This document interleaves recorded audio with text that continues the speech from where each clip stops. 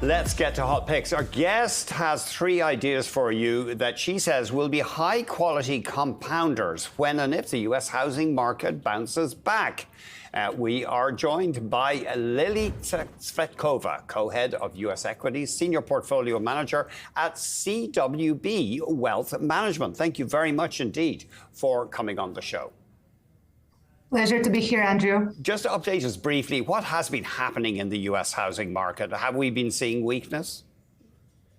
Yes, indeed. Well, post the COVID years where we had a boom in housing and anything that's related in the housing market, we saw a couple of years of weak demand. And the reason really is around rates for once. And the second is just normalization. When you had some pull forward of demand like we had during COVID years, it was only natural that we're going to see some pull forward, some normalization of that. Your first idea is Home Depot. And I guess a lot of people would say, sure, when housing improves, we're all tripping down there for our lumber and our brackets and our tools. Go ahead, please.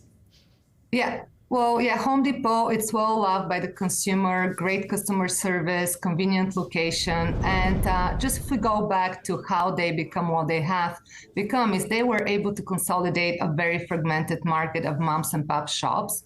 And they did it in a really great way. If you look at their margins have been increasing over the years. Returns have been great. ROIC of over 20%, I think 27 right now. And also one of the reasons why they were able to do that is they were not as disrupted by the e-commerce players like Amazon. The reason is just that category is not as easy to be disrupted, whether it's because you need some service alongside your products or whether it's just the weight of the product. Now, if you look at the problem with some names like Home Depot is that they're so successful for so long and people are like, well, what about going forward?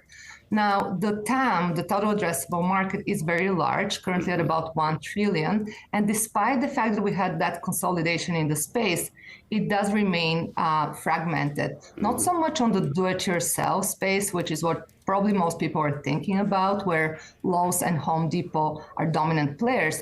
But I'm talking more about on the pro side, professional side. These are contractors and professionals. And this is a space that remained fairly fragmented. And Home Depot, obviously knowing all of that trends, have been building its pro business over the years.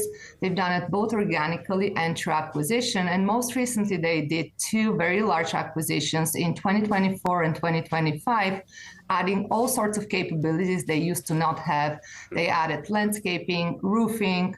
They've also added some drywall and whatnot, just being ready to consolidate that market as well. And again, as you mentioned, with the housing recovering and rates potentially going in the right direction for them, they're the place, in my opinion, to be. We're a little tight for time. Pool Corporation, a huge distributor of swimming pools. Yeah, indeed. Another play on the housing market. They're also consolidating the market, the largest player in the U.S.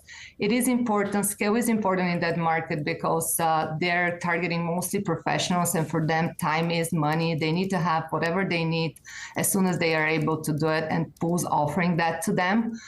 Pools are considered more discretionary products, but once you have it in the ground, you need to maintain and renovate it. And pools are really more exposed to that part of the cycle. About 80% of their revenues are in maintenance and renovation. They were, again, big COVID beneficiary, and in the last couple of years were hurt by what I was referring to, normalization of demand, and also persistently high interest rates.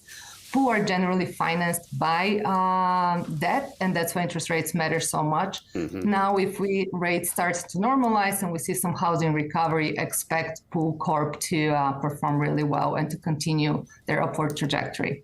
That's the thing. I will never get a pool. I don't know why somebody would ever do that in Canada. Yeah, anyway, each to their own. And finally, Sherwin-Williams, the paint giant. Yeah, Sherwin-Williams, very well loved by their main customer, which is professional painters. They're much less exposed to do-it-yourself, people that paint their own house. houses and stuff. And this kind of focus on the pro customer has been really good for them in the past, because over the years, what we've seen is that a lot more people are using professionals to paint their homes. Currently stands at about 60% of people are using professionals versus only 40% back in the 80s. So they were able to take advantage of that trend. Now, what's very interesting about Sherwin-Williams, that they're the only fully integrated player in their space. All the other players usually either don't have stores or are missing part of the supply chains, whereas Sherwin-Williams has everything from R&D to production to distribution. And finally, they have 5,000 stores where they sell their own paint.